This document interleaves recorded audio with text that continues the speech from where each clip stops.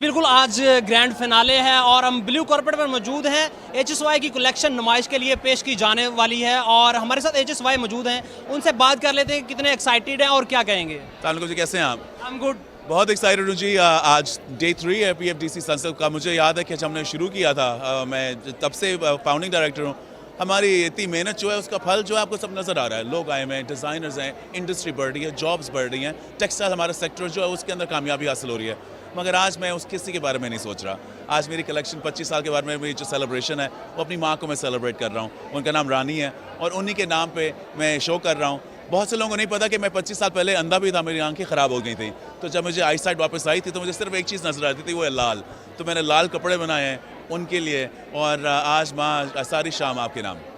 शरू, मुझे बताइएगा, लास्ट टाइम हमने देखा कि आपकी वालदा आपके साथ शो स्टॉप पर आई थी, तो कितना एजाज़ होता है और क्या कहेंगे आप सोच नहीं सकते कि जब मुझे मौका मिलता है और उनकी शक्ल पे खुशी देख के मुझे महसूस होता है। देखिए जी, मेरी ज़िंदगी में क्या है, मेरा एक मकसद है अपनी वालदा को खुश रखना। बिकॉज उन्होंने मुझे तब तालीम हासिल कराई। उन्होंने जो इंडिपेंडेंट औरतें जी, उन्होंने मुझे बहुत मुश्किल से बड़ा किया, मगर अब मेरे पास ये मौका है। अल्लाह का शुक्र है जी, बहुत कुछ मुझे मिला। लोगों ने इज़्ज़त दी, प्यार दिया, मैं नाम है मेरा। मगर मैं समझता हूँ अगर सारी चीज़ों के अलावा इज़्ज़त ना हो और अगर आप इज़्ज़त दे ना सकें तो फिर किसी काम के नहीं है। आज मैं अपनी माँ को इज़्ज़त बख्शने आया हूँ। Thank you so much Sheru, बहुत अच्छी।